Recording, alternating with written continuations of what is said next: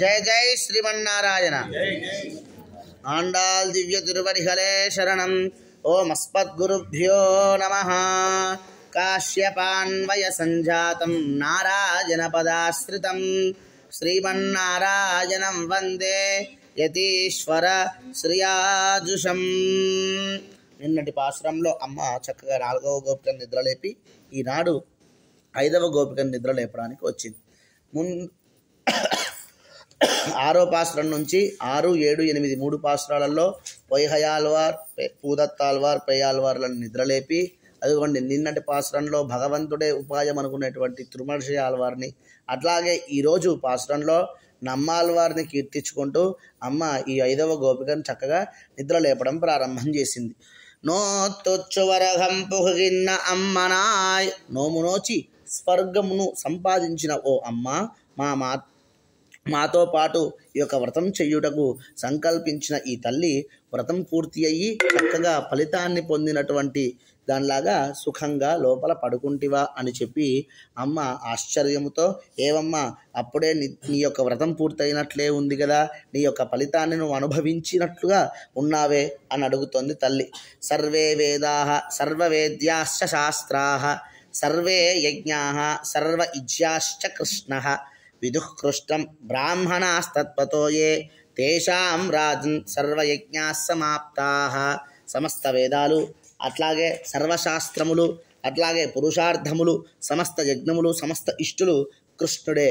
ఎవరైతే శ్రీకృష్ణుణ్ణి యథార్థంగా తెలుసుకుంటారో వారు సర్వయజ్ఞాలను పొందుతారు, సర్వయజ్ఞాలను చేసిన వారవుతారన్నమాట.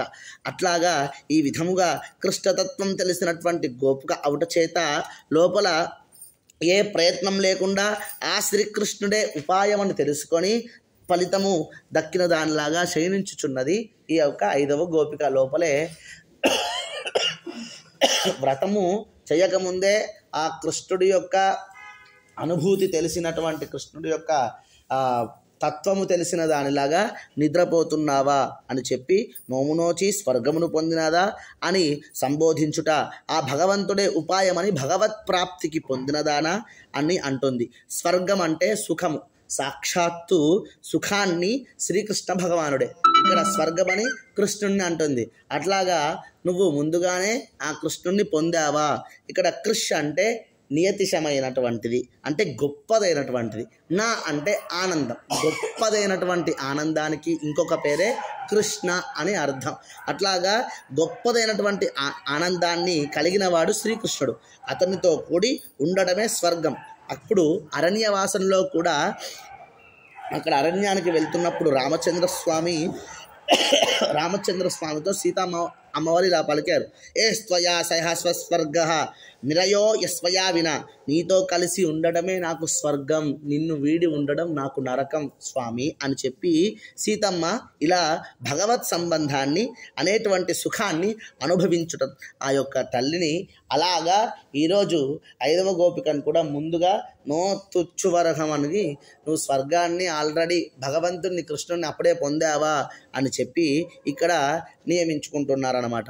మాత్తముం తారారో వాసల్ తిరవాదార్, తలుపు తెరవకపోయినా పర్వాలేదు తల్లి, ఒకసారి మాట్లాడమైనా మాట్లాడు, ఒక్కసారి పలుకు, ఎందుకంటే నీ ఇంటి ముందు మేము వచ్చి నిన్ను నోరారా మేము పలుకుతున్నాం కాబట్టి నువ్వు ఒకసారి తలుపు తీయకపోయినా పర్లేదు, కనీసం మాట్లాడు తల్లి అని చెప్పేసి కూడా అడుగుతుంది. ఈ గోపికా బృందాన్ని చూసినటువంటి ఆనందంలో లోపల ఉన్నటువంటి ఆ యొక్క గోపికకి మాటలు రావట్లేదు.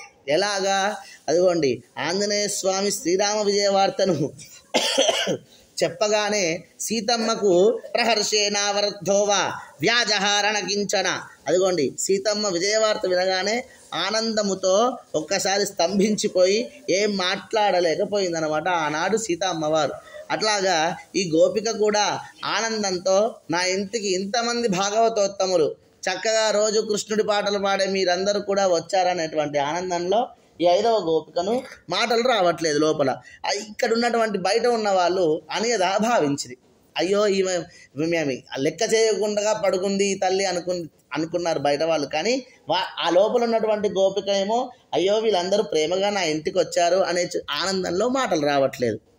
అయితే ఇక్కడ నా తత్తుడాయ్ ముడి నారాయణన్, అదిగోండి కిరీటం యందు పరమలిస్తున్నటువంటి తులసి కలవాడు ఆ నారాయణుడు. మనము ఎంత దాచిపెట్టినా తాగినది ఆ యొక్క తులసి యొక్క సువాసన.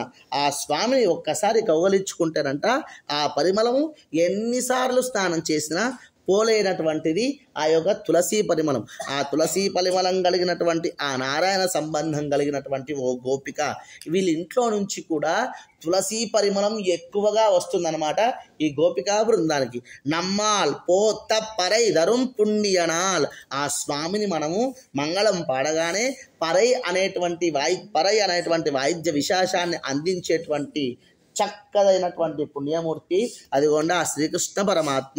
మా వద్ద ఆ భగవంతుణ్ణి పొందడానికి ఎటువంటి పరికరము లేనప్పటికీ కూడా స్వామి మనల్ని ఆదరించి ఆయన సాంగత్యాన్ని ఇచ్చేటువంటి పుణ్యమూర్తి అన్నమాట ఆ కృష్ణుడు. రామాయణంలో కూడా ఒకవేళ ఆ రావణాసురుడు వచ్చి నన్ను శరణు వేడితే వాడిని కూడా నేను రక్షిస్తానని పలికిన మూర్తి ఆ రామచంద్ర స్వామి. అలాంటి అదిగోండి రిపూణామపి వత్సలహ, శత్రువుల మీద కూడా దయ కలిగిన వాడు అదిగోండి ఆ ప్రభువు రామచంద్ర స్వామి. అదిగోండి అట్లాగే ఇటువంటి దయాద్ర హృదయుడికి కేవలము ఒకవేళ స్పర్శిస్తే చాలు, శరణు వేడితే చాలు, మనకు కావలసినటువంటి ప్రతి పరికరాన్ని అన్నిటినీ కూడా అందించేటువంటి భగవంతుడు అదిగోండి ఆ యొక్క కృష్ణ పెరుమాళ్, ఆ కృష్ణస్వామి అని కూడా ఇక్కడ సంబోధిస్తుంది. పండరునాల్ కూతత్తిన్ వాయ్ వీర్ద కుంభకరణును తోతుమునక్కే పెరుందుయల్ తాన్ తందానో.